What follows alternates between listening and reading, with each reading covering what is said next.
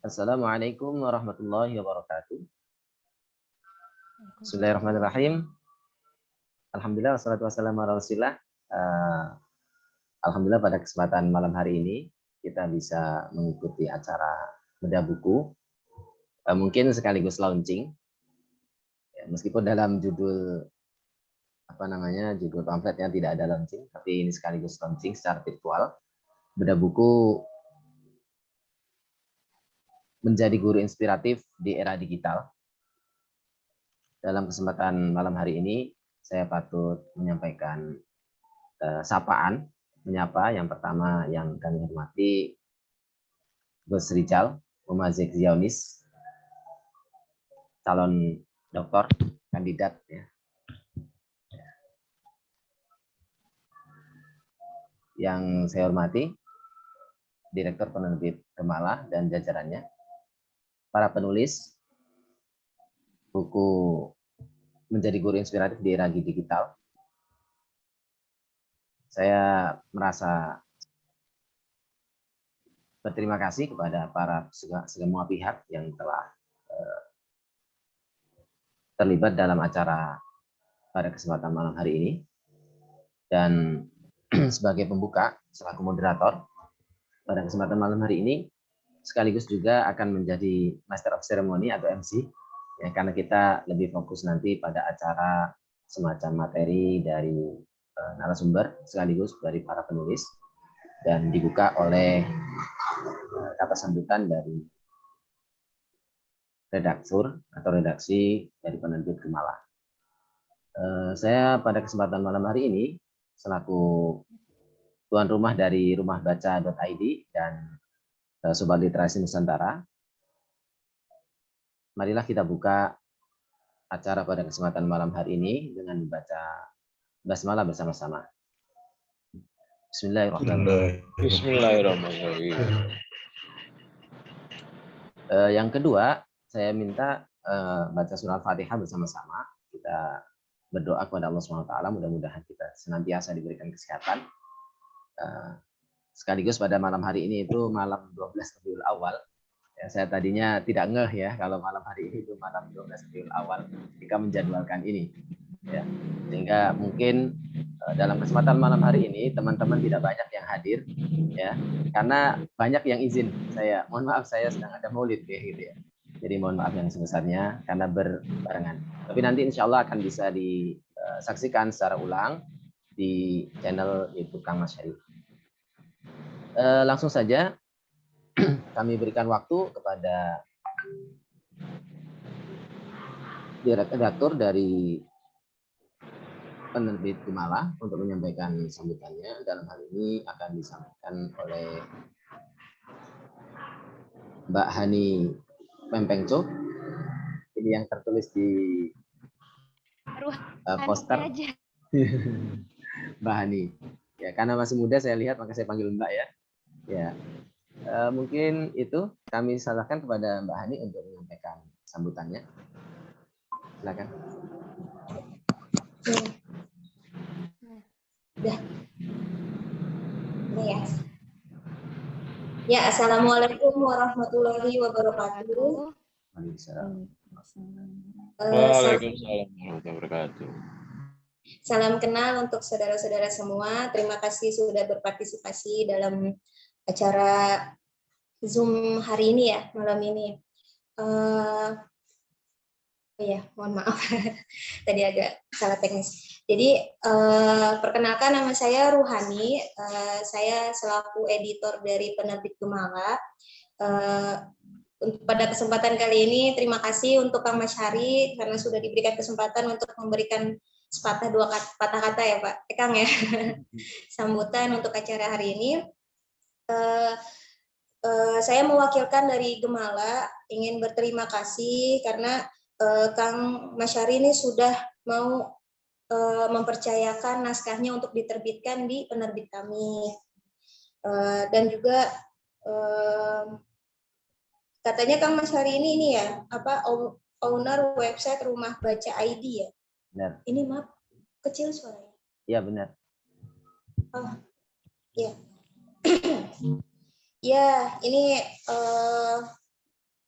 Ini kalau menurut saya ya Kang ya, buku ini kan tentang menjadi guru inspiratif di era digital ya Kang ya. Ya. Ini kalau menurut saya nih dari komunitas Sobat Literasi Nusantara ini, maaf ya kalau saya nggak bisa sebutin penulisnya satu persatu, tapi ini menurut saya nih bukunya luar biasa loh Kang. Iya. Karena benar-benar Terima kasih. mengajak kita tuh teman-teman yang emang pecinta literasi, para penulis, itu tuh jadi apa ya, makin menyukai dunia literasi gitu kan. Mohon maaf ya, saya bingung nih soalnya. Apa udah selesai belum nih operatornya nih? Lanjut aja, Mbak. Iya, lanjut, iya. Terus saya juga terima kasih juga. Oh iya, maaf. Saya juga terima kasih juga selaku Bapak Rijal Mumazik Zionis ya Pak ya. Ya.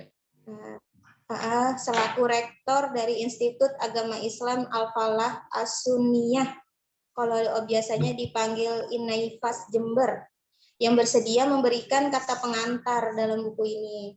Buku menjadi guru inspiratif di era digital. Sebenarnya karena kata pengantar dari beliau, buku ini menjadi sangat berbobot, walaupun sebelumnya sudah sangat berbobot ya Kang ya. Terus kami juga selalu mendoakan agar komunitas ini semakin sukses dalam membangun dunia literasi. Dan komunitas ini juga menjadi lebih banyak para guru yang menginspirasi murid-muridnya, khususnya di rakyat Indonesia, agar semakin menyukai dunia literasi. Sekarang langsung aja ya Kang, boleh nggak sedikit kita mempromosikan penerbit Gemala Kang? Boleh. Oh iya, jadi untuk teman-teman di sini mungkin masih ada yang mempunyai naskah atau tulisan-tulisan iseng, tulisan pendek, cerpen atau apapun itu, tesis, disertasi atau skripsi, daripada dijadiin apa ya namanya ya, pajangan di lemari gitu ya, di rak buku, mending lebih baik dijadikan buku gitu. Gemala tuh fleksibel loh, bisa menjadikan naskah apapun menjadi sebuah buku, dan kita saking fleksibelnya kita bisa menservis para penulis kita tuh, terserah para penulis mau apa, ayo kita bantu gitu. Ada para penulis masih pemula Kak, saya baru pemula nih, saya nggak tahu harus seperti apa, tenang aja, pasti kita bantu gitu. Apalagi kalau udah penulis yang udah kondang seperti Kang Masyari ya. Ya, jadi kalau untuk teman-teman, untuk yang ingin menerbitkan buku di Penerbit Gemala, bisa banget. Nanti bisa langsung menghubungi admin kami yang kalau mau lihatnya itu di Instagram Penerbit Gemala atau Facebook Penerbit Gemala gitu. Nanti langsung tanya-tanya aja sama adminnya. Adminnya itu supel, baik, ramah, pokoknya the best deh pokoknya deh. Kang udah ngerasain ya Kang ya? Ya, mantap. Iya, udah mantap banget deh. Terus kita juga ada paket murah meriah nih Kang. Untuk dan teman-teman semuanya juga ada paket 200.000. Ya, itu kita bisa dapat 2 penulis, bisa dapat 2 buku ya. Nah, itu jangan dikira 200.000 itu cuman sekedar nerbitin, enggak, tetap kita ada editing, kita buatin juga covernya, kita buatin juga pamfletnya, layoutnya, pokoknya servisnya benar-benar full service deh dari Penerbit Gemala gitu. Mungkin itu aja kali ya Kang ya, teman-teman semua, sambutan dari Penerbit Gemala. Ya itu aja deh. Mohon maaf nih kalau ada kurang-kurangnya nih ya. Teman-teman semua, Assalamualaikum warahmatullahi wabarakatuh. Waalaikumsalam warahmatullahi wabarakatuh. Terima kasih atas sambutan dari Mbak Hani, mewakili dari Penerbit Gemala selaku editor di Penerbit. Saya menyampaikan terima kasih yang sebesar-besarnya kepada Penerbit Gemala yang telah memfasilitasi kegiatan seminar yang tanpa bantuan dari Penerbit Gemala mungkin acara pada malam hari ini tidak bisa terlaksana, khususnya ini pada admin Kang Tasori kalau nggak salah ya. Al Habib Tasori. Nah, berikutnya saya ucapkan mohon maaf yang besar ya kepada teman-teman para penulis karena baru saya kirim file softwarenya, dan nanti mudah-mudahan besok hari saya bisa mengirimkan secara serentak buku-buku, karena pagi hari ini tadi sekitar sore ya, pas lagi hujan di Cirebon, hujan di musim kemarau, di malam menjelang Maulid ini ada hujan cukup deras tadi itu, dan datang sebuah buku sekitar 1 kardus. Insya Allah mudah-mudahan besok bisa saya kirimkan. Selanjutnya kita masuk pada acara inti, yaitu bedah buku atau menyobek-nyobek buku. Dalam kesempatan hari ini, pada malam hari ini, kita telah hadir di tengah-tengah kita Gus Rijal Mumazik Zionis. Saya minta beliau, yang pertama alasannya yaitu karena beliau itu cukup bukan cukup ya, sangat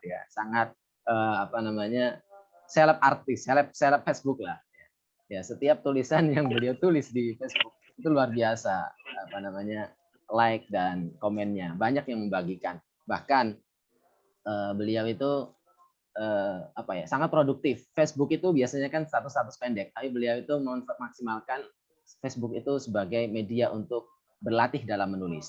Dan alhamdulillah salah satu tulisan beliau yang ada di Facebook saya minta untuk dimasukkan di dalam satu buku ya. Ceritanya tentang orang tua. Ya, dan ini saya muat di web rumahbaca.id, ini menjadi tertinggi viewernya, sekitar 2000 view. Beliau memang artis lah ya, saya nggak perlu mengenalkan ya, ta'riful ma'ruf ya, itu nggak terlalu penting ya, paling hanya sekedar menceritakan beliau Gus Rijal ini seorang rektor meskipun muda ya, mungkin seusia saya lebih tua, tapi beliau sudah lebih moncer ya. Beliau itu rektor di Institut Agama Islam As-Sunniyah Kencong, Al-Falah As-Sunniyah Kencong, Jember. Beliau saat ini melanjutkan studi di UIN, Universitas Islam Negeri Sunan Ampel Surabaya, di program doktoral.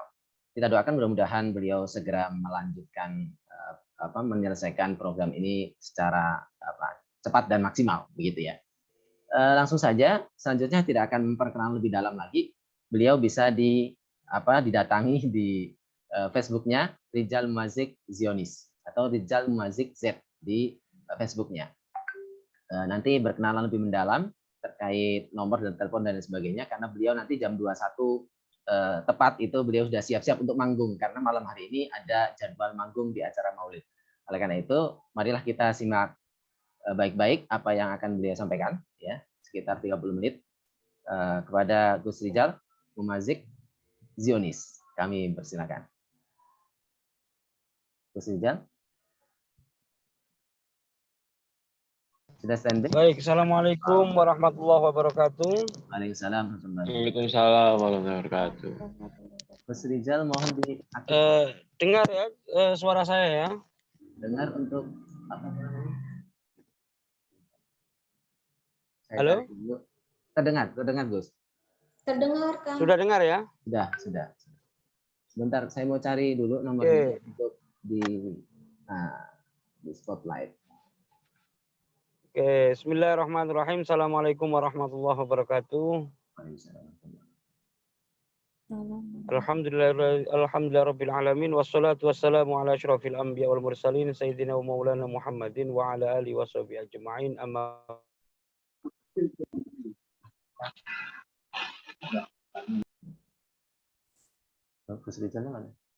Oke. Yang saya muliakan dan saya hormati redaktur penerbit Gemala, tak lupa kepada sahabat saya Ustadz Masyari yang juga sangat kreatif, sangat produktif, juga sangat telaten di dalam menginisiasi beberapa kreativitas khususnya di bidang tulis-menulis dengan menggerakkan anak-anak muda khususnya untuk bisa bergabung di dalam sebuah komunitas dan kemudian sekaligus juga secara produktif dan aktif memberikan jalan kepada para penulis muda ini untuk membukukan karyanya. Dan tak lupa kepada para sahabatku yang lain, khususnya Mbak Hani sebagai editor di Penerbit Gemala. Tak lupa juga kepada para sahabatku yang tidak dapat saya sebutkan satu persatu. Alhamdulillah pada kesempatan malam hari ini kita bisa menggelar webinar sekaligus juga bedah buku, di mana bedah buku ini merupakan mungkin bedah buku kesekian yang diterbitkan oleh penerbit Gemala, dan juga mungkin juga bedah buku kesekian dari beberapa karya yang pernah diterbitkan oleh para sahabatku semuanya. Tetapi tidak lupa bahwa di malam peringatan Maulidur Rasul ini kita berharap apabila kita semua mendapatkan percikan barokah, sehingga kita kelak manakala di akhirat terpercik pula mendapatkan syafaat pula, syafaat baginda Rasulullah Muhammad SAW.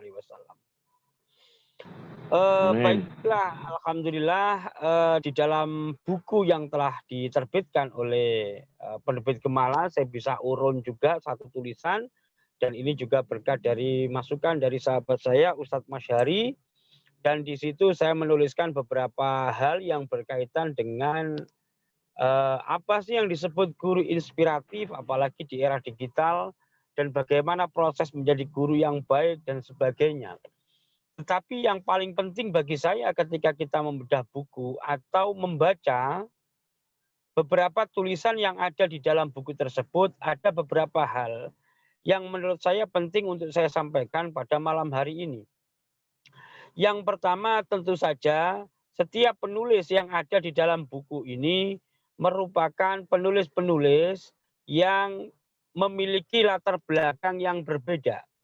Ada yang seorang guru, ada yang seorang ibu rumah tangga, ada yang mahasiswa, ada yang dosen, dan sebagainya.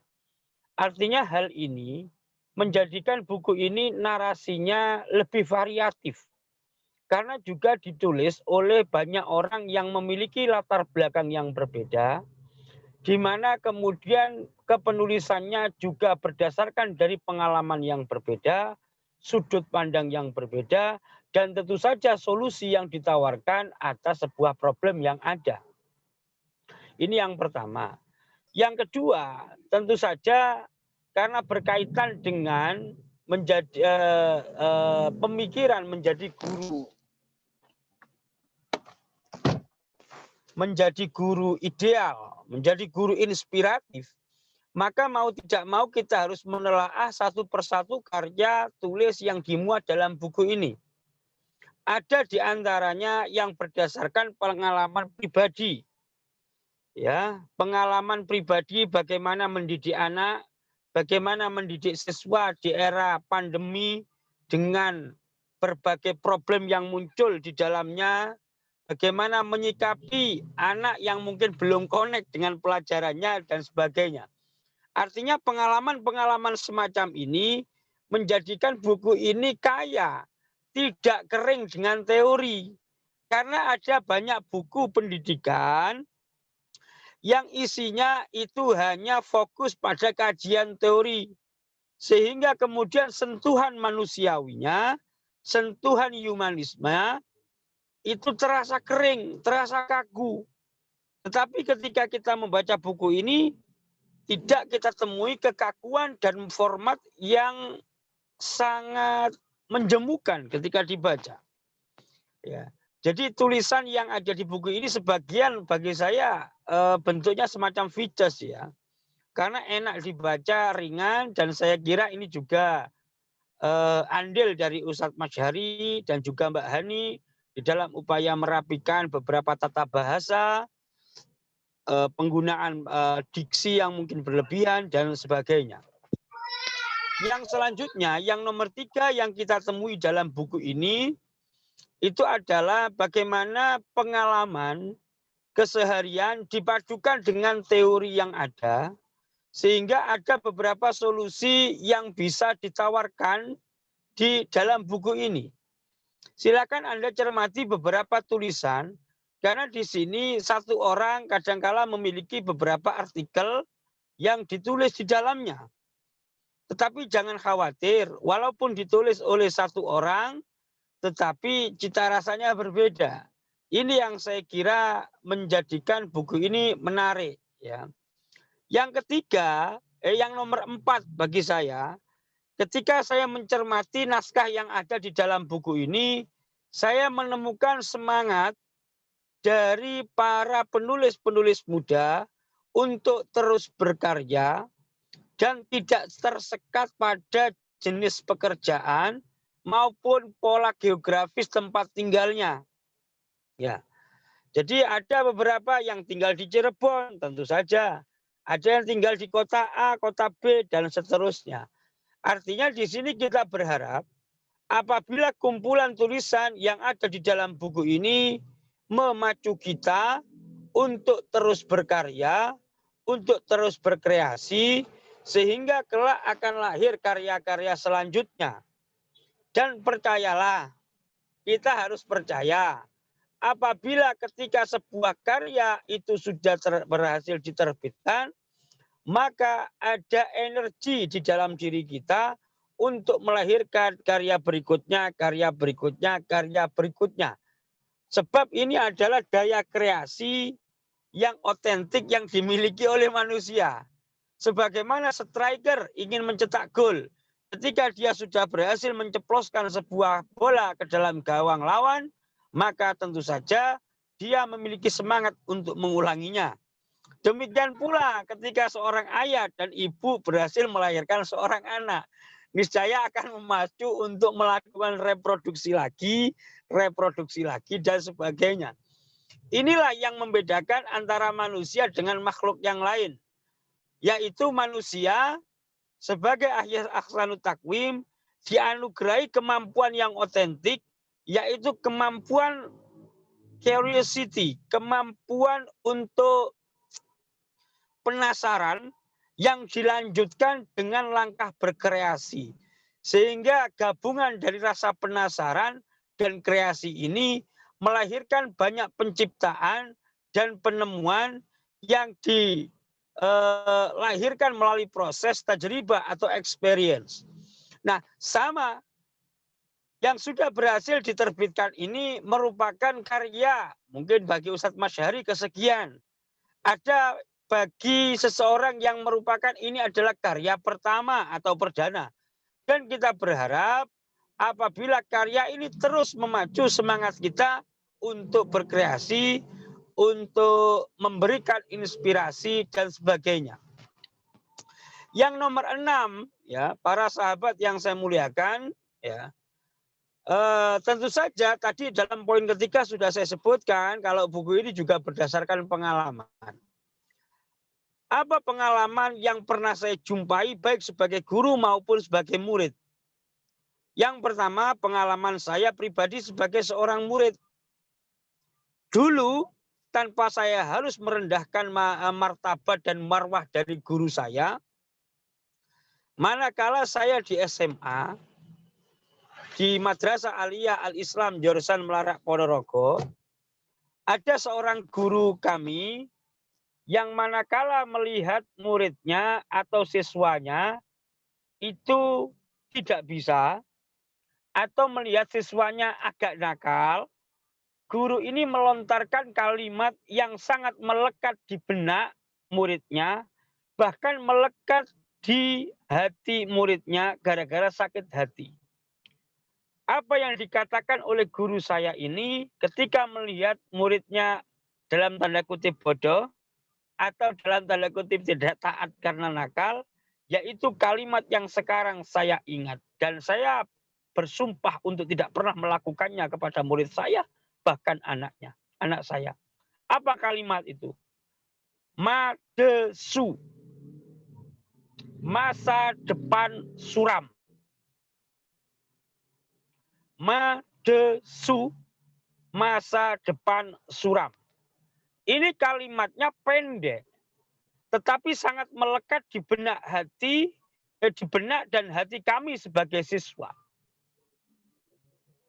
Saya kaget, manakala setelah saya lulus dari madrasah, ada teman saya yang manakala saat madrasah aliyah tergolong anak yang nakal dan nilai rata-ratanya di bawah. Dia ini beberapa kali mendapatkan sebutan madesu alias masa depan suram dari guru ini. Hingga akhirnya kata-kata ini melekat dalam benaknya, terserap dalam hatinya, sehingga manakala bertemu saya waktu saya kuliah di UIN Surabaya, dia bertemu wajahnya lesu, saat itu dia sedang menjalani profesi sebagai penjahit dan dia kemudian mengeluarkan kalimat yang bagi saya sangat menyesalkan. Kalimatnya kurang lebih seperti ini. Jal, kamu kan sudah bisa kuliah. Sedangkan aku sekarang ini bekerja sebagai tukang jahit. Apa gara-gara kalimat madesu yang dilontarkan Ustadz ini yang membuat aku terkutuk semacam ini? Ya, dalam kurang lebih semacam itu. Saya marah saat itu. Saya marah kepada guru saya, ya walaupun tetap menghormatinya, yang telah melontarkan kalimat ini sekaligus menghancurkan kepercayaan diri sahabat saya. Yang kedua, saya marah terhadap teman saya karena telah mempercayai kata-kata konyol yang tidak berguna semacam itu. Saya bilang, nggak benar itu. Kita menghormati guru dia. Kita menghormati beliau sebagai guru. Tetapi dalam kalimat-kalimat yang konyol dan tidak berguna ini, saya buang kalimat itu dalam sampah. Kenapa? Karena kita saat itu semua memiliki masa depan yang cerah. Kamu mungkin bodoh di dalam nahwu, tapi kamu memiliki keahlian yang sangat canggih di dalam pencak silat. Karena saya tahu di atlet pencak silat PSHT. Bagi saya apa yang dilakukan oleh guru saya ini, itu sangat tidak benar. Walaupun tentu saja sebagaimana kata di dalam Ta'limul Muta'alim atau Adabul Alimul Muta'alim, kita tetap menghormati seorang guru. Tetapi dalam ruang lingkup menumbuh kembangkan potensi seorang siswa, maka kita saat ini yang berprofesi sebagai guru atau berprofesi sebagai dosen atau semua ini menjadi orang tua, jangan sampai mengeluarkan kata-kata yang bisa menghancurkan kepercayaan diri anak kita maupun anak didik kita. Itu mengerikan. Jadi selain ada murid yang bodoh, bagi saya ada guru yang tolol. Guru yang sama sekali tidak mengenali potensi yang dimiliki oleh siswanya, tidak menghormati sisi kemanusiawian siswanya, sehingga dia melakukan upaya menghancurkan masa depan anak-anaknya dengan kalimat-kalimat yang tampaknya ringan, tapi memiliki dampak psikologi yang berat. Ya. Nah, dari sini para sahabat yang saya muliakan, kita bisa melihat di setiap autobiografi maupun biografi para ulama maupun biografi atau autobiografi tokoh-tokoh yang lain di dalam bidang pendidikan, politik, agama, dan seterusnya, pasti ketika kita membaca di dalamnya, kita akan menemukan fakta seseorang yang paling banyak mempengaruhi corak pemikiran-pemikirannya, sehingga juga mempengaruhi gerak langkahnya di masa depan. Ada yang dipengaruhi guru saat SD. Ada yang dipengaruhi dan dia terkagum terhadap gurunya saat SMP. Ada pula yang sama SMA atau guru di pondok atau saat kuliah dan sebagainya. Artinya dari sini kebesaran jiwa seseorang maupun juga keluar biasaan kiprah yang dia miliki pasti juga dipengaruhi oleh guru yang membentuk karakternya, yang memahat kepribadiannya, yang menginjeksi alam pikirannya. Oleh karena itu, tadi sekali lagi saya ucapkan, saya bilang, selain ada murid yang memang tidak bisa dan kita sebagai guru mendorongnya agar bisa dan mengenali potensinya, ada pula guru yang tolol, yang hanya bisa menyalahkan muridnya. Ya. Kenapa? Bagi saya, guru harus bisa mengenali potensi muridnya. Makanya ada yang namanya sekarang multiple intelligence itu. Kalau mendapati siswa tidak bisa matematika, ya jangan digoblok-goblokkan. Karena kita tahu potensi dia bukan di matematika. Mungkin di seni. dia nggak bisa fisika, nggak bisa matematika. Tapi dia memiliki kemampuan menjadi atlet. Atau dia punya kemampuan dalam hal melukis. Ada santri kita nggak bisa nahwu. Diajari kayak apapun nggak bisa. Nahwu sorof del. Jangan dipisui. Jangan dikata-katai bodoh. Jangan pernah dikatakan madesu. Sebab kemampuannya memang bukan di bidang nahwu sorof. Apa? Mungkin di bidang kaligrafi. Mungkin di bidang seni suara. Dia adalah seorang qori yang handal. Dan sebagainya.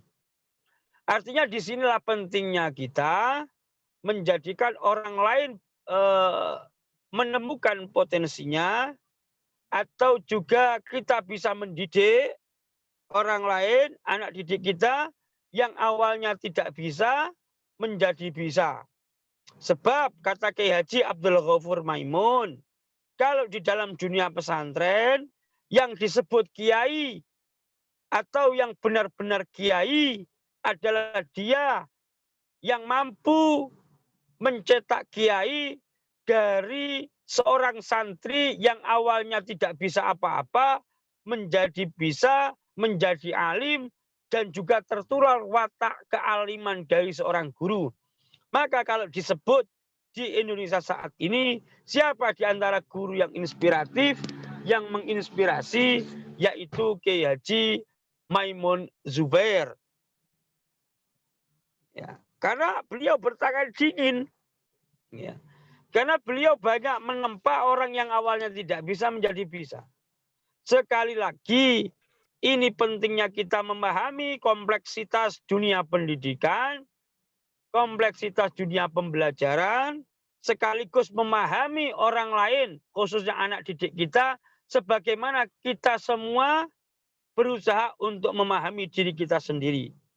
Sekali lagi, guru yang hanya bisa menyalahkan anak didiknya, ya, itu adalah guru yang tidak beres. Sebab ibaratnya tukang yang tidak becus adalah tukang yang senantiasa menyalahkan alat-alat bangunannya. Ya, coba tukang bangunan itu yang goblok itu pasti nyalahkan inilah palu yang kurang bagus, mur yang gini. Dia tidak bisa melakukan evaluasi terhadap dirinya. Oke, sekali lagi buku ini menjadi salah satu karya. Saya ucapkan selamat dan kita berharap apabila buku ini menjadi karya yang bisa menginisiasi karya lainnya untuk diterbitkan. Baik diterbitkan dengan tulisan pribadi yang ditulis oleh satu orang, maupun corak bunga rampai sebagaimana yang kita nikmati pada malam hari ini. Terima kasih, itu saja yang dapat saya sampaikan. Mohon maaf saya live dari dalam mobil, ini mau menuju acara mulutan itu ya. Jadi saya nanti ini bisa kita lanjutkan dalam sesi dialog lah mungkin setelah ini. Saya nanti masih jam 9 kok naiknya. Saya kira itu saja yang dapat saya sampaikan. Terima kasih kepada Direktur Gemala, terima kasih kepada Mbak Hani, dan tentu saja kepada Ustadz Masyari dan para sahabat semuanya yang hadir pada kesempatan malam hari ini. Terima kasih. Wallahul muwaffiq ila aqwamit thoriq. Wassalamualaikum warahmatullahi wabarakatuh. Waalaikumsalam warahmatullahi wabarakatuh. Terima kasih kepada Gus Rizal Mazik yang menyempatkan pada kesempatan malam hari ini untuk memberi semacam materi, semacam kata ya, sekitar 30-an menit tadi. Mungkin sebelum kita masuk pada sesi kesan dan pesan dari para penulis, ini ada beberapa pertanyaan. Sekaligus menyambung, ada tulisan dari Ibu Yunia Kurniasi. Beliau ini guru di pesantren An-Nahdo. Mungkin Gus Rizal pernah ya, ini beliau di An-Nahdo Sawangan, Pondok Petir. Mengomentari di sini, pantaskah seorang guru itu disebut tolol ya, mohon maaf tolol dalam tanda kutip, karena tadi menjadikan sangat berpengaruh terhadap masa depan seorang anak. Artinya kalau misalnya seorang anak ditangani oleh seorang guru yang yang ya tadi dalam tanda kutip tolol tadi, tidak mengerti bagaimana mendidik anak, maka bisa mengubah dari yang semestinya menjadi seorang anak yang apa namanya yang masa depan cerah menjadi masa depan suram. Mungkin Gus Rizal boleh memberikan komentar kaitannya dengan hal ini. Silakan Gus.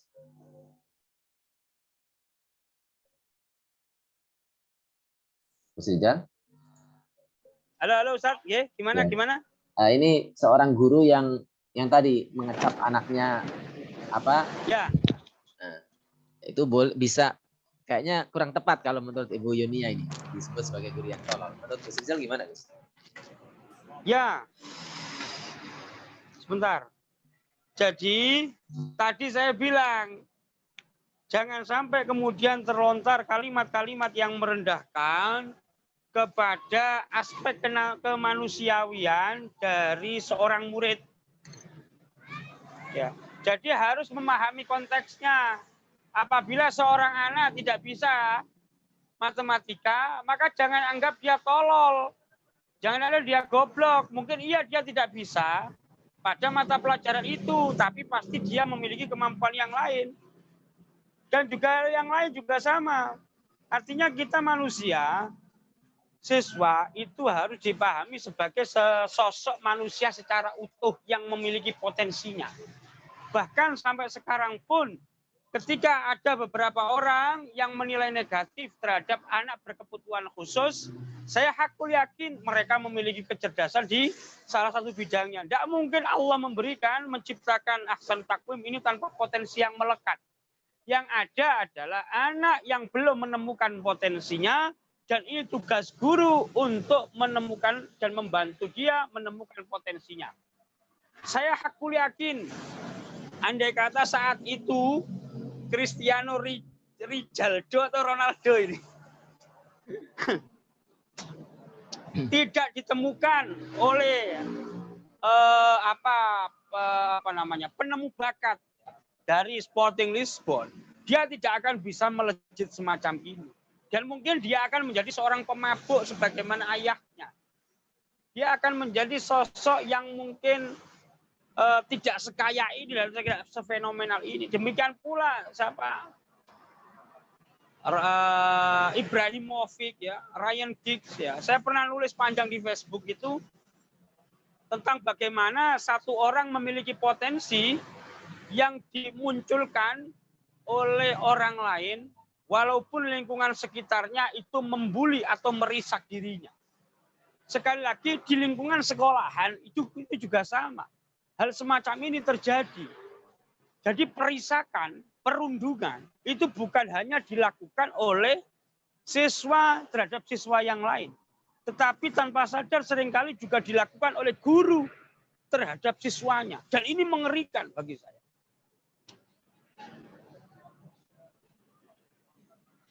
Oleh karena itu menjadi tugas bagi kita semua untuk yang pertama mempersiapkan diri agar tidak terjadi hal-hal yang semacam ini. Saya dosen, Ustadz Masyari dosen.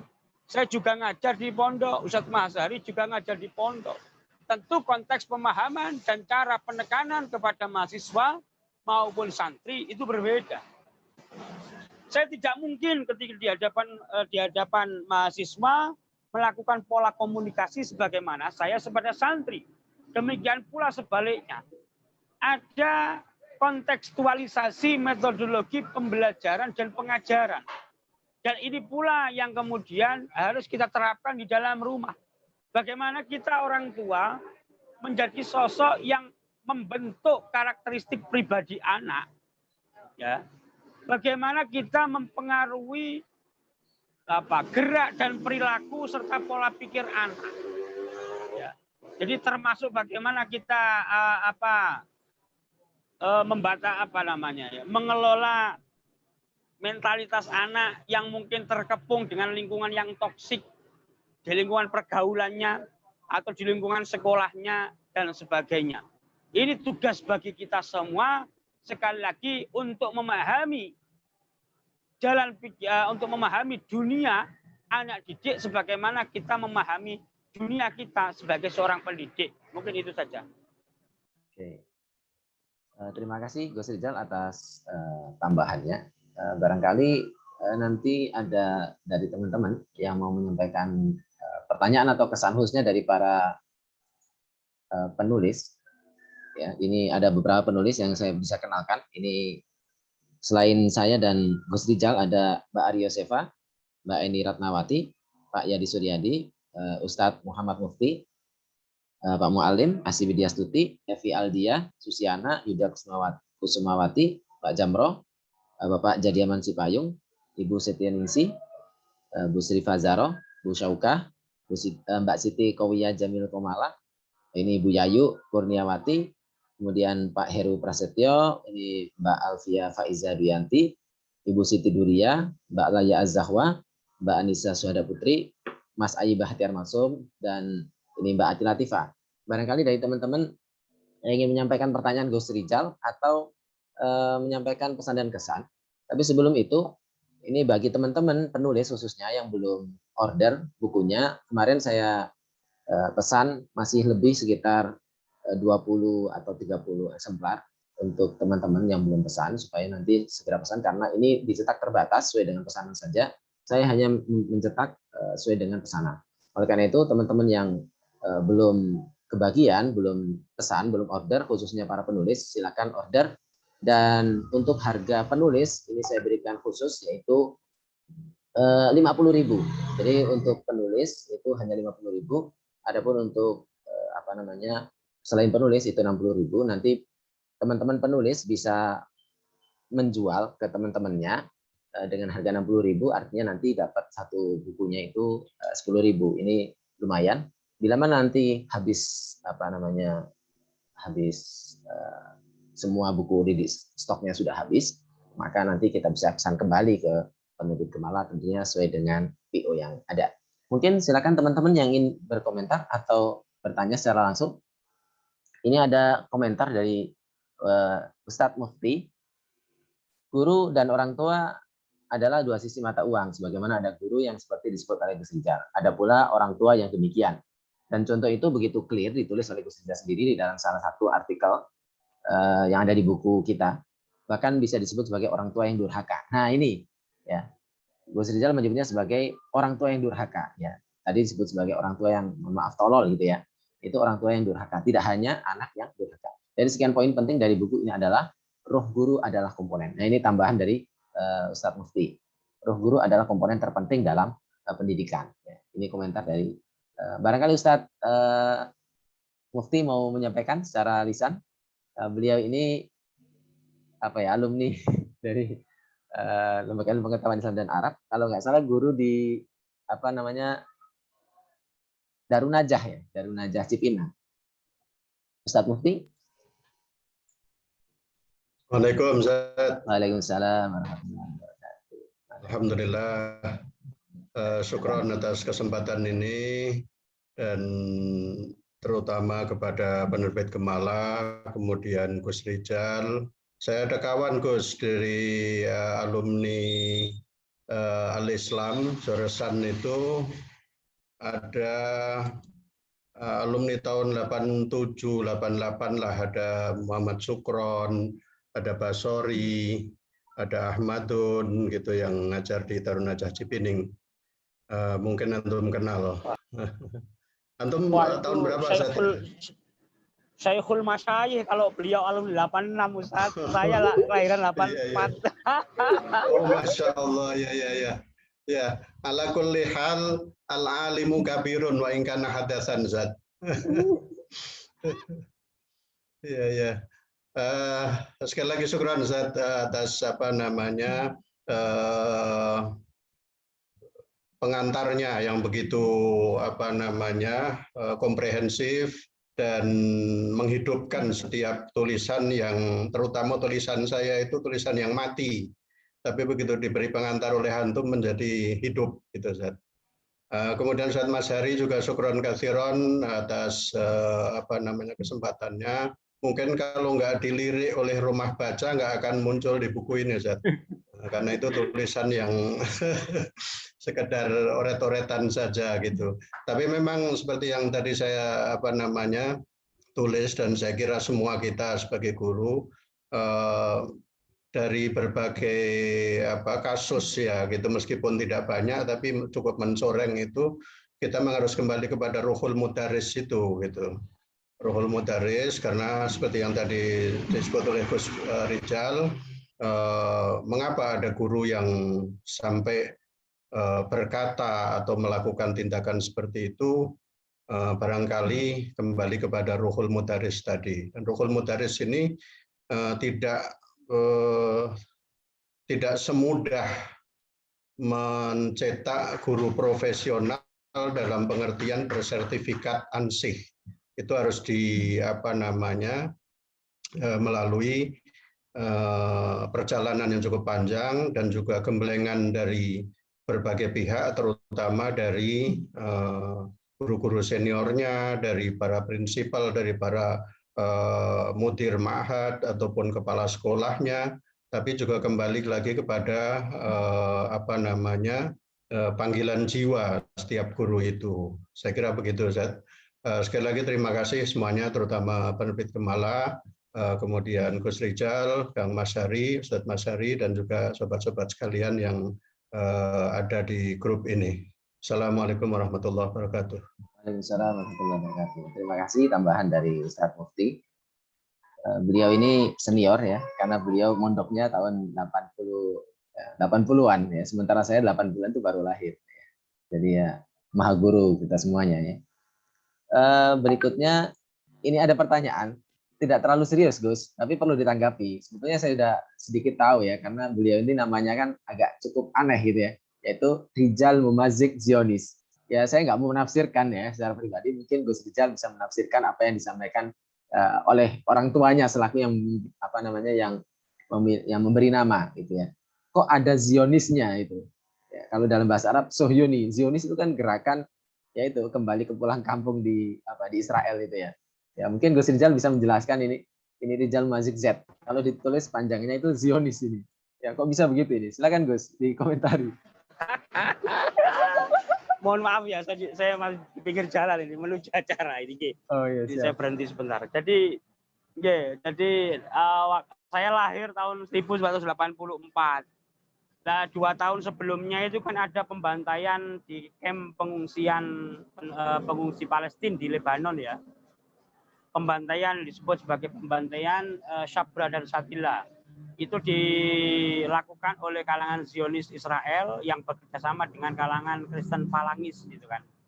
Nah saat itu bapak saya mangkel gitu kan, sehingga kemudian ketika saya lahir tahun 84 ya, saya dikasih nama Rijal Mumazik Zionis ya, itu asli memang seperti itu.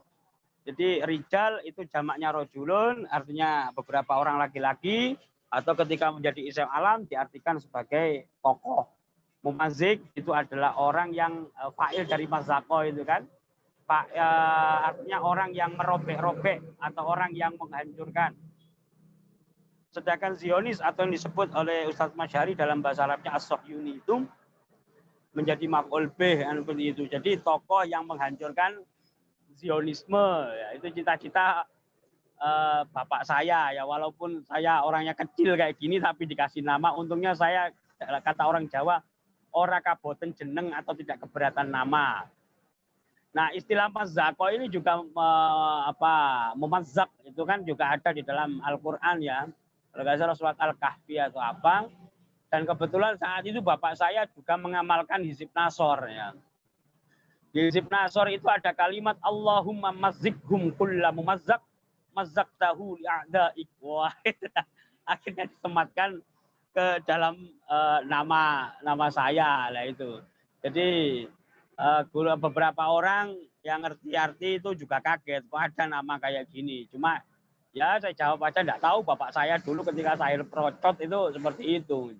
Jadi bapak saya ketika punya anak laki-laki, saya dan almarhum adik saya itu sangat seneng, bukan main ya. Saya anak pertama, adik saya almarhum, anak kedua saya namanya Rijal Mumazik Zionis. Terus yang kedua adik saya dikasih nama Qaidud Dual ya, panglima bangsa, panglima negara-negara ya, artinya semacam sekjen PBB ya, Qaidud Dual gitu kan. Qaid itu panglima atau pemimpin, kalau adwal itu jamak dari daulah ya. Jadi bapak saya kalau ngasih nama orang itu ya sangar-sangar kayak gitu ya. Untungnya saya nggak kaboten nama, gitu aja saya bersyukur. Ya terima kasih Ustadz Masyari, ini untuk kali kesekian orang menamakan mempertanyakan nama saya. Bener enggaknya kayak gitu. Oke, terima kasih Ustadz. Ya, terima kasih Gus Rijal. Ini minta mohon maaf meskipun tadi nanti kita lagi mau naik panggung ya. Ini masih sekitar 35 menit lagi. Ini ada Mas Rahmat mau nanya lewat apa ini? Pesan langsung ini maksudnya mau sampaikan Mas Rahmat Hidayah? Mau tanya silakan. Iya Pak. Ini berkait. Bismillahirrahmanirrahim. Sebelumnya selamat malam untuk rekan-rekan semua. Alhamdulillah pada kesempatan kali pertama ini saya bisa bergabung ya dan ikut sharing dengan para guru-guru yang Masya Allah. Jadi gini Pak, berkaitan dengan Ruhul Mudaris ya. Bagaimana sih cara kita itu biar bisa gitu memunculkan dalam jati diri kita itu sebagai seorang pendidik. Kan kerap kali sering itu ya ini pengalaman pribadi ya. Kadang kalau capek atau apa itu pasti selalu menampakkan kepada siswa gitu, pada murid. Itu ada enggak motivasi supaya kita itu tidak seperti itu. Begitu Pak. Sekian mungkin itu saja. Terima kasih. Oke, terima kasih pertanyaan dari Mas Rahmat Hidayah. Intinya bagaimana sih kita bisa manage emosi kita ketika kita punya masalah pribadi tidak ya, terbawa ya untuk disampaikan kepada suasana gitu ya, tidak terbawa suasana, tidak sampai apa ya menjadikan kita ketika mengajar itu terbawa sehingga kita ikut marah gitu ya. Padahal itu urusan masing-masing, intinya profesionalisme. Bagaimana cara kita manage emosi kita? Mungkin Gus Rizal atau mungkin teman-teman yang lain bisa komentari setelah ini. Silakan Gus. Berdasarkan pengalaman. Oke, saya masuk. Silakan. Ini tips dari saya. Saya pernah kalau nggak salah saya pernah membaca ini bukunya Pak Khatib Basri ya, gurunya manusia itu. Munif Khatib, Khatib Basri itu kan pengamat ekonomi ya, Pak Munif Khatib ya, manusia apa gurunya manusia dan sebagainya. Teorinya diantaranya seperti ini yang juga saya praktekkan, khususnya ketika saya memanage emosi sebelum saya mengajar atau sebelum saya masuk ke dalam rumah, ya ketika bertemu dengan keluarga. Jadi saya usahakan sebelum masuk rumah, pikiran atau masalah yang ada di luar yang saya alami ketika di kampus, ketika di masyarakat, saya taruh di luar rumah agar tidak terbawa ke dalam rumah dan mempengaruhi sisi emosi saya kepada istri maupun kepada anak-anak. Yang kedua, sebelum saya masuk ke dalam kelas, saya taruh aspek emosional atau masalah ini di luar kelas. Caranya adalah, pertama, biasanya saya ngomong sendiri. Ya ini agak konyol mungkin ya. Kalau dalam teorinya Pak Munif Khatib, itu apa? Saya lupa istilahnya itu. Jadi sebelum masuk ke dalam kelas, maka kemudian masalah-masalah yang menimpa seorang guru, misalnya habis bertengkar sama istri, ngomelin anak, bertengkar dengan tetangga atau sahabat, jangan sampai terbawa emosionalnya ke dalam rumah, ke dalam kelas. Solusinya adalah dia menaruh masalahnya di pohon. Nah, contohnya apa? Jadi dia ngomong di depan pohon, jadi kayak orang ngantur kayak gitu. Jadi ketika dia ngomong di depan pohon, aku tadi misalnya ya, aku tadi mangkel sama istriku ini. Masa begini. Aku mangkel sama tetangga. Wah, udah kalau nggak gitu aku marah. Sudah plong diomongkan semacam itu, baru masuk kelas. Nah, yang kedua sama. Misalnya saya memiliki habis entah engker-engkeran atau apa di kampus misalnya, atau di luar. Sebelum saya masuk ke dalam rumah, maka jangan sampai masalah yang ada di luar itu saya bawa masuk ke dalam rumah. Karena itu akan mempengaruhi kualitas rumah tangga kita, hubungan kita dengan istri maupun hubungan kita dengan anak. Solusinya bagaimana? Saya biasanya ngomong marah-marah sendiri di dalam mobil ketika saya sambil nyetir. Saya menumpahkan unek-unek saya, kemarahan saya, aspek kegilaan saya lah katakanlah. Itu di dalam mobil. Tak brol nolek cara wong Jawa, tak brol nih kabeh nang kono ben gak terpengaruh anak karo istriku. Tak brolne kabeh nang ngarep di depan, saya keluarkan semua unek-unek saya, keluh kesah saya, kemarahan saya di depan pohon yang ada di depan kampus misalnya. Entah sambil pura-pura apa kayak gitu, sehingga kemudian ketika saya masuk ke dalam kelas, pikiran saya fresh. Ini sama dengan pola dalam tulisan. Pernah enggak kita mencermati sebuah tulisan yang ditulis oleh seorang tokoh, ditulis oleh si A, si B, dan si C. Ternyata tulisannya itu nggak enak sama sekali, kering, dan kita tidak pernah merampungkan tulisannya atau tidak pernah merampungkan buku yang dia tulis walaupun sudah kita beli beberapa tahun yang lalu. Pernah nggak? Saya hakul yakin jenengan pernah mengalaminya. Beli bukunya A yang tampaknya menarik. Ternyata ketika kita baca satu lembar, kita nggak paham-paham. Kita balik lagi halaman sebelumnya, kita paham. Kesulitan lagi. Pernah nggak? Kalau memang pernah, saya juga pernah, mungkin juga jenengan pernah. Biasanya tulisan-tulisan yang kurang menggigit atau kurang enak dibaca, itu ditulis oleh penulisnya dalam kondisi emosional, dalam kondisi ketenangan jiwa yang tidak stabil. Kemarahan yang dia alami ketika dia nulis itu akan terbawa di dalam atmosfer tulisan yang juga akan mempengaruhi kenyamanan pembaca untuk menyelesaikan tulisan yang telah ditulis itu dalam konteks menyelesaikan membacanya. Jadi jangan pernah menulis apapun dalam kondisi situasi kita dalam kondisi marah. Karena itu akan mempengaruhi corak tulisan kita yang membuat orang lain sadar atau tidak sadar, langsung atau tidak langsung, juga terbawa dalam atmosfer emosional kita.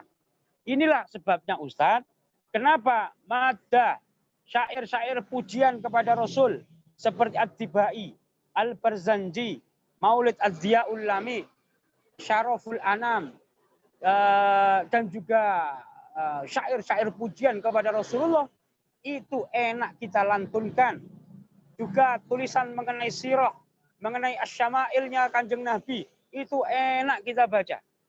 Karena para penulisnya menulis dengan ketenangan jiwa, menulis dengan segenap cinta, sehingga energi cinta ini bisa dinikmati oleh kalangan manapun, kapanpun, dan dimanapun. Walaupun tidak mengerti artinya. Coba kita tanya kepada tetangga kita yang selama ini melantunkan Al-Barzanji, Ad-Dibai, Simtud Duror, dan seterusnya. Paham nggak mereka terhadap maknanya? Tidak. Tetapi kenapa mereka melantunkannya? Ini kemungkinan besar tertular. Pertama tentu saja bijahi Sayyidina Muhammad dengan pangkatnya Rasul. Juga tertular dengan energi cinta yang juga ditularkan oleh penulisnya melalui untayan kata-katanya. Kenapa ketika kita membaca Burda Al-Busiri, itu kadangkala kita sampai meneteskan air mata. Karena Al-Busiri menulis dengan sepenuh cinta. Dia menulis dengan ketenangan jiwa. Kenapa kemudian misalnya ketika kita membaca satu kitab, ya Ustaz, ngapunten. Dengan membaca buku yang ditulis oleh Imam Samudra, judulnya Aku Melawan Teroris, itu akan mengalami sengatan-sengatan kemarahan. Aspek emosional yang ditulis oleh Imam Samudra ini. Karena dia menulisnya dalam penjara. Melalui ledakan-ledakan emosional. Plus vonis sana, vonis sini. Vonis musyrik, vonis kafir, dan seterusnya. Tetapi kenapa kita enak, enjoy membaca kitab Ihya Ulumuddin. Walaupun di sini tidak ada pretensi untuk membandingkan Imam Al-Ghazali dengan Imam Samudra. Kenapa? Walaupun keduanya bernama Imam di awalnya, tetapi kedua tulisannya berbeda. Karena Al-Ghazali menulisnya dengan sepenuh cinta. Jadi ada satu energi tulisan yang harus kita perhatikan sebagai seorang penulis. Yaitu jangan pernah sekali-kali menuliskan apapun dalam kondisi marah. Menuliskan bab ilmu pengetahuan, bab adab, bab etika dalam kondisi emosi kita tidak stabil. Karena itu nggak nyaman. Itu akan mempengaruhi cara pandang pembaca. Langsung maupun tidak, sadar maupun tidak, itu mempengaruhinya. Jadi termasuk di media sosial. Ya. Ketika misalnya saya habis bertengkar sama istri misalnya, nulis status di Facebook sepanjang apapun itu tidak enak dibaca. Saya habis marahi anak saya misalnya, tidak enak dibaca. Habis marahi anak kok nulis soal dunia pendidikan anak, parenting, tidak enak. Tapi ketika kita dalam kondisi fresh, habis makan-makan sama anak, sama istri, enjoy, bahagia, kita enak. Makanya inilah dulu para pujangga Jawa, manakala beliau itu menuliskan semacam kitab ya, misalnya serat atau kitab atau apa, para pujangga ini memang diwajibkan. Pertama memang riyadhah atau tirakat. Yang kedua apa? Ya melakukan suluk atau minimal apa yang namanya apa ya Allah. Astagfirullah. Ya semacam penyepi, uzlah agar pikiran itu merefresh. Ibarat adukan kopi yang kita seruput itu tidak akan pernah enak rasanya manakala baru diaduk. Kita tunggu kopi itu hingga setengah panas atau hangat dan juga kondisi biji-biji kopinya itu mulai turun ke dasar dan mengendap baru kita seruput. Sama soal pikiran, jangan pernah menulis dengan kondisi pikiran yang sedang keruh karena itu akan mempengaruhi, menyengat pembaca untuk tidak lagi menikmati untayan kalimat atau diksi yang kita susun hingga kita akhir. Ada beberapa orang penulis tanpa harus saya menyebut nama, itu yang seringkali menulis dengan energi kemarahan dalam bentuk buku, dan ketika saya konfirmasi ke beberapa orang, pernah nggak sampai menghatamkan tulisan dari orang ini, bukunya? Saya beli Kak, khatam. Enggak. Kenapa? Enggak tahu ya, kok enggak enak ini ya baca. Padahal pinter oleh. Saya tanya lagi ke yang lain, pernah nggak kamu menghatamkan beberapa jilid yang ditulis oleh si B ini? Enggak pernah. Kenapa? Saya bingung sendiri katanya. Lah, itu artinya ada. Jadi sekali lagi jangan pernah menulis dengan energi amarah. Yang penting itu adalah energi asmara. Wah, itu pentingnya kita. Jadi sekali lagi ini pentingnya kita mempersiapkan diri sebagai seorang penulis agar tulisan kita enjoy. Tadi saya bandingkan bagaimana energi kemarahan sehingga ini mempengaruhi cara pandang orang dan juga yang lain sebagainya. Itu saja. Terima kasih. Ya, terima kasih Gus Rijal.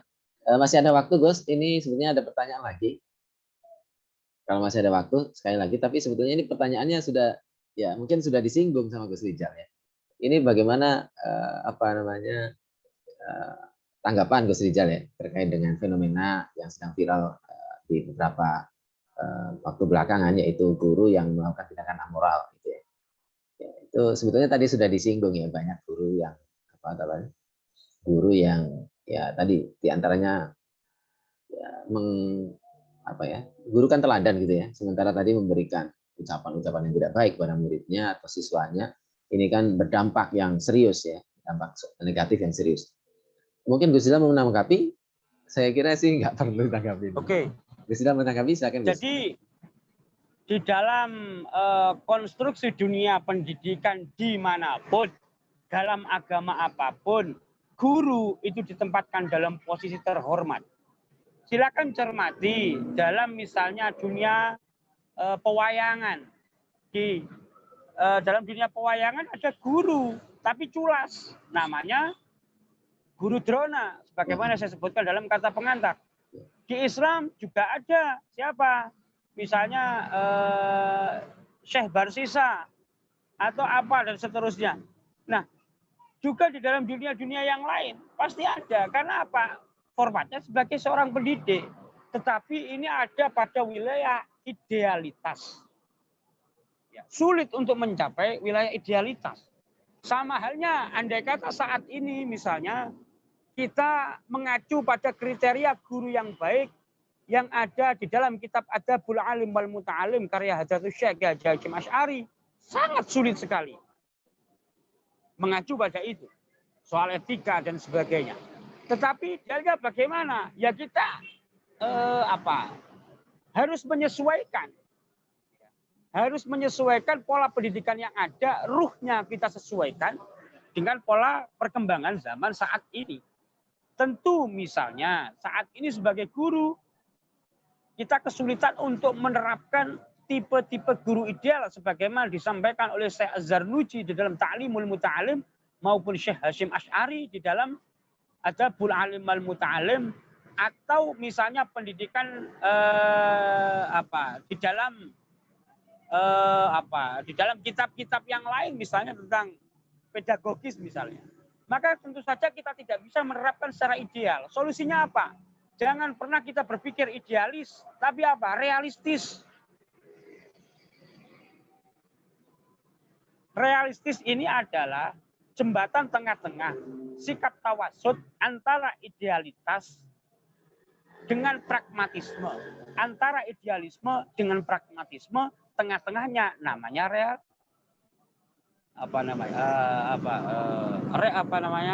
sesuai dengan kenyataan, realitas realistis. Nah, ini bagi saya kepentingan itu. Nah, termasuk tadi yang disampaikan oleh Pak penanya di situ. Ini soal guru amoral dan seterusnya. Sejak zaman dulu sampai zaman sekarang itu pasti ada tipikal-tipikal semacam ini. Makanya ketika misalnya di kampus, saya tidak mungkin mengajarkan kepada anak-anak, kepada mahasiswa khususnya PAI untuk menjadi guru seideal mungkin. Sulit sekali. Solusinya bagaimana? Realistis. Realistis bagaimana? Wah, karena kita konteksnya saat ini kan berbeda. Banyak orang mengatakan, oh dulu saya itu ditempelin guru enggak apa-apa. Sekarang anak ditempelin guru, sekarang lapor polisi. Ya beda. Mungkin zaman dulu guru menempelin muridnya sadar, orang tuanya juga mendukung. Karena apa? Orang tua memahami posisi guru. Memahami tirakatnya, doanya, mandi, dan seterusnya. Lah guru sekarang, tiktokan, dan sebagainya. Artinya dari sini aspek idealitas ini harus kita tengahi dengan namanya sikap realistis. Makanya menjadi guru inspiratif biasanya saya ajak kepada teman-teman mahasiswa. Ya kalau misalnya nggak bisa baca kitab, nggak apa-apa. Tapi harus punya potensi akhlak yang bisa dijadikan pegangan, berikan contoh bagi para siswa dan seterusnya. Apalagi tak ajak arek-arek itu nonton film-film tentang pendidikan. Bagaimana menjadi guru yang baik, menjadi guru yang tidak problematik, melainkan solutif. Contohnya nonton film Super 30, dibintangi oleh Hrithik Roshan. Nonton film Hitchki, film India juga, dibintangi Rani Mukherjee. Dibintangi apalagi film banyak sekali, Three Idiots dan seterusnya. Terus film-film barat itu. Nah, di Indonesia seperti Sekolah Rimba. Sehingga ketika habis nonton film ini, ketika mahasiswa Inaifa saya arahkan untuk menjadi orang seperti Butet Manurung di Sekolah Rimba, mereka juga memiliki semangat untuk meniru jejaknya. Akhirnya mereka mau kami kirimkan ke suku anak dalam di Jambi, sebagaimana dulu Butet Manurung itu mengajar di situ. Nah, ya banyak sekali. Artinya kita bisa mengajar kepada anak didik kita, misalnya yang jadi dosen, untuk mengarahkan potensi-potensi mereka. Enggak bisa semua kita arahkan menjadi kiai. Pasti ada salah satu yang ingin jadi kepala sekolah, guru BP, jadi insinyur, jadi ini, itu, dan seterusnya. Maka pada dasarnya setahu saya, salah satu hal yang paling aspek mendasar yang kita perlu keteguhkan di antara tujuan pendidikan itu adalah khairun nas anfa'uhum linnas. Wah, itu doktrin dasar yang sangat luar biasa. Tidak bisa semua anak pondok kita didik menjadi ulama, tidak bisa. Semua kita jadikan kiai, tidak bisa. Dari 100 anak yang kita tempa menjadi ulama, mungkin alhasil syukur-syukur kalau ada sekitar 10 atau 20% lah. Sisanya paling penting target kita menjadikan mereka sebagai khairun nas anfa'uhum linnas. Jadi TNI silakan, asal jadi TNI yang santri. Jadi polisi yang santai, yang oke, yang profesional. Jadi selain ada aspek saleh sosial, saleh ritual, itu ada saleh profesional. Ini yang paling penting. Sama. Soal guru seperti itu. Saya misalnya melihat guru, ya Allah, pintere kayak ngeniku. Tetapi dia memiliki jam mengajar yang sedikit gara-gara lebih banyak aktif di luar misalnya. Berarti tidak konsen, tidak profesional terhadap profesinya. Padahal misalnya dia menjadi PNS yang dibayar melalui sertifikasi dosen dan seterusnya. Sama ketika misalnya saya melihat orang-orang banyak melihat Bupati A soleh. Kenapa? Atau Pak Camat A itu adalah orang yang soleh karena menyelenggarakan sholawatan. Sholawatannya diselenggarakan jam berapa? Jam 8 pagi sampai jam 12. Oh, dia punya saleh sosial, saleh ritual. Tapi dia tidak saleh profesional. Kenapa? Dia menyelenggarakan ritual pada jam kerja. Oh, itu ada birokrat, Masya Allah, PNS itu.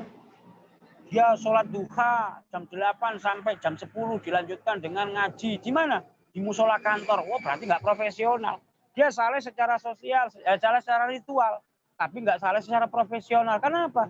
Dia dibayar untuk profesional sesuai kerjanya. Mulai jam 7 pagi sampai jam 4 sore. Kalau seperti itu, ya sudah. Solehnya itu terletak pada profesionalisme kerja. Bukan solehnya terletak pada dia rajin sholat duha, membaca Al-Quran di musola kantor, kan itu kan. Oke, saya kira itu aja. Ya, terima kasih Gus Rizal. Ya, pada intinya adalah kita menjadi orang yang terbaik atau bermanfaat di antara manusia. Ini mungkin karena waktunya sudah jam 8.46, mungkin Gus Rizal akan kembali mungkin keluar dari itu ya, karena persiapan untuk saya beri waktu untuk persiapan menuju Ustaz, mimbar saya ya. pamit dulu, nggih. Ya, silakan. Saya pamit dulu semuanya. Matur suwun, matur suwun. Terima kasih, Gus. Assalamualaikum. Waalaikumsalam warahmatullahi wabarakatuh. Saya ucapkan terima kasih kepada Gus Rizal. Ya, selanjutnya ini sesi untuk kepada para penulis, masih ada waktu sekitar beberapa menit. Nanti kita tutup jam 9, mudah-mudahan selesai. Ini masih ada jam 8.47, berarti masih ada sekitar 10 menit atau 13 menit. Silakan kepada para penulis khususnya yang ingin menyampaikan semacam pesan dan pesan kepada penerbit atau kepada teman-teman yang lain yang belum, atau kepada saya mungkin pesan, mungkin ya ini nanti tadi sekedar tambahan bahwasanya ada ini khusus penulis ya. Khusus penulis itu saya sudah kirimkan e-book yang versi sebelum diedit. Ya, tadi saya sudah mendapatkan versi yang sudah ada covernya. Nanti saya akan kirimkan ulang yang versi cover, tapi khusus untuk penulis karena selain penulis tidak berhak mendapatkan e-book. Nanti mohon kepada para penulis untuk disebarkan ke luar ya, khusus untuk penulis saja ya. Seperti itu untuk e-booknya. Karena nanti untuk supaya nanti versi cetaknya ini bisa dijual oleh teman-teman penulis gitu ya, karena penulis bisa dapat profit dari penjualan buku ini.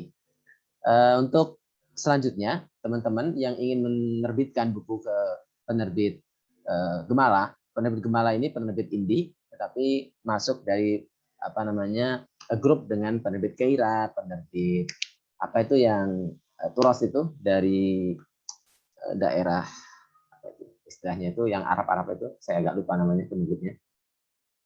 Penerbit apa, Mbak Hani atau Mas ini?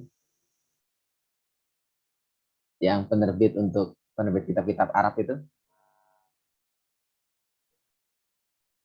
Penerbit Atur Musi, gitu ya. Benar ya, Atur Musi. Ya, ini disebutkan sama penerbit kemarin. Ini ada penerbit Atur Musi, satu kantor kalau nggak salah. Saya kebetulan ini tadi tawar untuk main ke sana. Mudah-mudahan nanti bisa ini.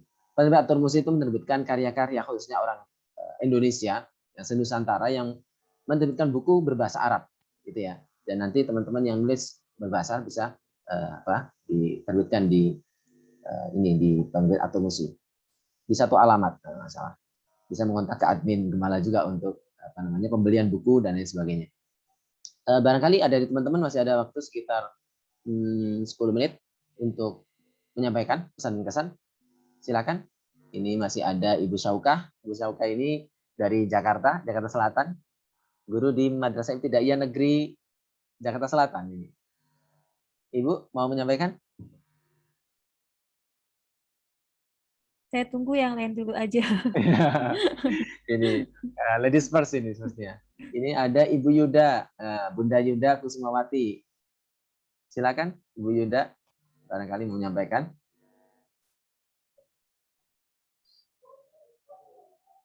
No comment ini. Bu Susiana itu dari Trenggalek ya, kalau nggak salah. Bu Susiana mau menyampaikan sesuatu? Oh, enggak ada komentar ini. Ini ada Pak Jamroh, Mbak Jamroh dari Kudus kalau nggak salah. Oh, Ibu Yuda nggak ada. Pak Jamroh ada menyampaikan? Nggak ada. Maka Pak Jamroh ada yang mau disampaikan? Kesan sekitar 1-2 menit. Ini perlu ini ya, keberanian ini gurunya ini. Ya, enggak usah. Sebetulnya ini ya, saya sendiri merasa ini bahagia karena mendapatkan inspirasi dari Gus Rijal, karena Gus Rijal ini public speaking-nya bagus, kemudian dalam arti meledak-ledak suaranya dan memberikan motivasi. Beliau jam terbangnya cukup tinggi ya, sehingga ketika berbicara mungkin nggak jauh beda dengan tulisannya. Berikutnya Pak Heru dari Jakarta, silakan. Beliau ini alumni IAIN Semarang dulu. Apa namanya? Bukan IAIN Semarang, tapi UN Universitas Negeri Semarang, UNES dulu. Sekarang berarti IKIP Semarang. Tinggal di Jakarta Utara. Pak Heru mau berkomentar? Ini guru semua ini. Pak Heru ada komentar? Ibu Hus Hasanah? Ibu Hus Hasanah ini dari Bangka Belitung. Ini tetangganya ini Andrea Hirata ini, novelis. Barangkali nanti Bu Hus Hasanah bisa ini ya, menulis bareng-bareng ya terkait dengan SMK ini. Kebetulan SMK di bidang apa namanya wisata digital dan sebagainya. Ibu Yunia Kurniasi, Bu Yunia Kurminarsi, guru di Depok. Mau komentar Ibu? Cukup? Ini saya panggil berikutnya dari ya Mas Masyari. Iya silakan Ibu. Ya, mohon maaf nih saya nggak buka ini ya, nggak buka. Ya, kalau sama enggak. On cam ya. Terima kasih saya sudah diberi informasi mengenai bedah buku ini. Yang Masya Allah saya bertemu dengan orang-orang yang luar biasa, yang sangat konsisten dengan literasi gitu.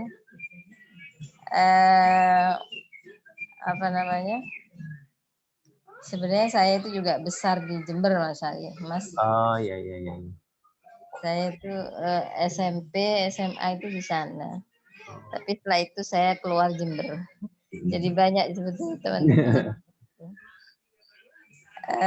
Saya itu sebenarnya tadi pertanyaannya itu menanggapi dari Husin tadi. Beliau itu tadi menyebut guru itu tolol kalau menganggap anak itu tidak yang mengatakan bahwa anak itu madesula atau hanya melihat sisi anak itu dari satu sisi gitu kan. Padahal anak itu sebenarnya memiliki multiple atau beragam macam intelijensi gitu ya. Jadi saya itu menanggapi kata tolol yang dibilang oleh Gus tadi gitu. Jadi bukan berarti kita itu saya paham kalau kita itu tidak boleh mengatakan murid itu tolol gitu. Setidak bisa apapun murid itu tetap dia itu memiliki kemampuan. Ya mungkin lebih komentar terhadap diksi kata tolol itu ya. Mungkin terlalu kasar mungkin. Ya mungkin agak dimaklumi Ibu karena beliau ini posisinya di Surabaya, asli Jember tapi bolak-balik ke Surabaya. Surabaya itu kan biasa ngomong cakcuk itu. Ya itu begitu. Jadi bahasanya itu mungkin agak berbeda kesannya ketika itu yang ngomong kepada yang lain. Ya, agak dimaklumi karena dia itu tinggalnya di Surabaya. Ya bahasanya kan cukup itu. Ya mohon maklum ya. Mungkin kita cukup terus itu buku ini nih ya, buku antologi ya ini ya. Buku antologi atau bunga rampai? Iya, bunga rampai ya. Ya. Oh, saya pikir itu tulisan ini tunggal gitu loh. Oh, bukan. Jadi ini tulisan-tulisan yang ditulis oleh berbagai penulis yang berbagai itu latar belakangnya berbeda. Ada guru, ada dosen, ada mahasiswa, ada ibu rumah tangga sebagaimana disampaikan oleh Gus Rizal tadi. Jadi nanti macam-macam, tapi selain terkait dengan pendidikan secara umum, tapi juga makanya pendidikan rumah juga dibahas. Begitu juga pembahasan tentang meskipun di sini di era digital, tapi sebetulnya era digital juga dibahas ya cukup banyak ya, khususnya oleh guru-guru maupun mahasiswa ya, perspektif mahasiswa seperti itu. Mungkin yang lain ya. Terima kasih Bu ya, Ibu atas komentarnya. Ya, terima kasih sudah hadir pada kesempatan malam hari ini. Ya, selanjutnya mohon ditunggu bukunya ya. Nggih. Ya, kami. Selanjutnya di sini ada Ibu Asi Widyastuti. Ibu Asi mau komentar? Ya, Kak. Ya, silakan. Ya, bismillahirrahmanirrahim. Assalamualaikum warahmatullahi wabarakatuh. Waalaikumsalam. Nggih, singkat saja. Jadi mohon maaf ini nggak bisa menyalakan kamera. Ya, silakan. Untuk buku antologi ini begitu ya, saya sangat bersyukur bisa bertemu dengan Pak Mas Hadi yang notabene akhirnya mengantarkan saya secara pribadi untuk bisa bersama teman-teman hebat yang lain menghasilkan karya antologi ini begitu. Yang pertama jadi kami mengucapkan terima kasih, terus kemudian berharap begitu ya buku ini kemudian satu persatu kita kupas, kita baca nantinya ketika walaupun sudah menerima e-booknya tapi akan lebih istilahnya apa ya, lebih senang, lebih merasa puas ketika sudah pegang bukunya begitu. Insya Allah nanti kita baca satu persatu begitu, dengan itu kita akan banyak belajar insya Allah begitu. Jadi kami mengucapkan terima kasih kepada penerbit juga begitu, semoga terus untuk menginspirasi. Dan ini pertama kalinya ketika membuat buku antologi atau apapun itu kemudian di webinarkan, dibahas begitu ya. Nah, ya jadi sesuatu yang beda begitu, makanya alhamdulillah bisa gabung di Sobat Literasi ini, semoga terus bisa banyak belajar dan membawa keberkahan untuk semuanya. Amin, amin. Baik, itu saja Pak, matur nuwun, ngapunten. Ya, terima kasih Ibu Asi Widyastuti. Ibu Asi. Waalaikumsalam warahmatullahi wabarakatuh. Ibu Asi Widyastuti, seorang guru. Beliau salah satu kontributor dan anggota grup Sobat Literasi Nusantara. Mungkin ke depan teman-teman di anggota Sobat Literasi Nusantara bisa lebih aktif dalam arti mengirimkan tulisan-tulisannya nanti bisa dimuat di rumahbaca.id ataupun di web yang lain, karena jam terbang ini penting. Oleh karena itu teman-teman bila menulis diperbanyak tulisan-tulisannya sesuai dengan pesan Gus Rizal tadi. Ya, usahakan ketika menulis dengan suasana hati yang kondusif gitu ya. Berikutnya saya minta komentar dari ini Mbak Ati Latifah yang masih aktif ini. Mbak Ati Latifah ini salah satu kontributor. Dia seorang guru di PAUD di Madrasah Diniyah juga, tetapi juga sebagai mahasiswa. Dan saat ini menjadi seorang ketua UKM Sahabat Literasi di kampus yang saya mengabdi situ, itu UKM Sahabat Literasi YAI Cirebon. Pada Mbak Ati Latifah atau Ibu Ati Latifah untuk menyampaikan beberapa komentar barangkali. Boleh, Mbak Ati, silakan. Assalamualaikum warahmatullahi wabarakatuh. Waalaikumsalam warahmatullahi wabarakatuh. Sebelumnya saya ucapkan terima kasih secara pribadi pada Pak Masyari yang selaku pembina UKM Sahabat Literasi di kampus kami. Juga saya ucapkan terima kasih atas kesempatannya diajak bergabung untuk menulis. Dan ini semua penulis di sini yang pastinya sudah luar biasa sekali nih. Saya sebagai pemula merasa sangat spesial, sangat beruntung dan bersyukur bisa mengenal para penulis yang ada, yang menjadi kontributor juga di buku ini, juga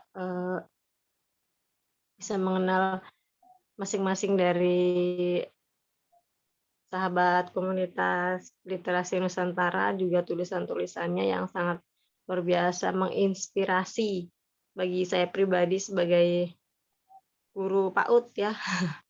Hanya seorang guru PAUD yang ngomong bocah gitu. Sangat-sangat bermanfaat dan menginspirasi sekali ini isi-isi dari buku, tulisan-tulisan dari kontributor yang lainnya. Itu aja deh Pak. Ya, terima kasih Mbak Terima kasih banyak. Ya, terima kasih Mbak Latifah. Assalamualaikum warahmatullahi wabarakatuh. Waalaikumsalam warahmatullahi wabarakatuh. Mungkin ini terakhir karena jamnya sudah jam 9. Barangkali ada ya mungkin tambahan dari penerbit atau dari Sorry untuk menyampaikan sesuatu dari penerbit. Nah, kalau tidak mungkin promosi bagi teman-teman yang belum memesan buku atau yang ingin menambah pesanan bisa nanti mengontak nomor saya untuk pemesanan buku. Masih ada beberapa stok mumpung belum habis. Kalau nanti belum habis nanti bisa jadi akan saya bagikan ke perpustakaan ya. Tapi nanti ya jangan menyesal kalau misalnya stok sudah habis, nanti menunggu PO berikutnya. Tapi insya Allah dari Gemala siap untuk mencetak ulang atau menerbitkan ulang. Mungkin untuk buku ini, mudah-mudahan doakan ya saya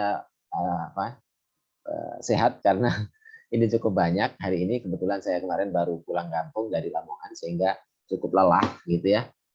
Malam ini juga agak kurang enak badan, tapi karena memang sudah janjian ada kegiatan maka saya harus ikutkan. Sekali lagi saya ucapkan terima kasih kepada para peserta yang telah hadir pada kesempatan hari ini, para penulis juga para pembaca. Nanti bagi yang pembaca yang belum memesan silakan pesan. Bagi teman-teman penulis ya yang ingin menerbitkan bukunya di penerbit Gemala, silakan mengontak nomor admin yang telah di-share tadi. Itu saja dari saya. Mohon maaf yang sebesar-besarnya atas segala kekurangan dan terima kasih kepada penerbit Gemala yang telah memfasilitasi acara bedah buku pada kesempatan malam hari ini sekaligus launching. Dan dari saya mohon maaf yang sebesar-besarnya kepada teman-teman yang ingin melakukan bedah buku ini gitu ya di daerah masing-masing gitu ya, misalnya di sekolahan pengen bedah buku ini, membahas satu persatu tulisan, nanti bisa mudah-mudahan nanti dari pihak penerbit bisa memfasilitasi atau dari sekolah lain gitu, silakan nanti di-share, kita bisa hadir untuk membahas buku ini. Karena kelebihan dari buku ini adalah sesama pembaca, sama penulis itu bisa saling sharing atau berbagi ilmu dan pengalamannya, dan ini sangat bermanfaat bagi penulis maupun para pembaca gitu ya. Mungkin dari saya, mohon maaf yang sebesarnya. Marilah kita tutup bersama dengan baca Alhamdulillahirabbil alamin. Dari saya subhanakallahumma wa bihamdika asyhadu an la ilaha illa anta astaghfiruka wa atubu ilaik. Wallahu muwaffiq ila aqwamit thoriq wal afwu minkum. Wassalamualaikum warahmatullahi wabarakatuh. Waalaikumsalam warahmatullahi wabarakatuh.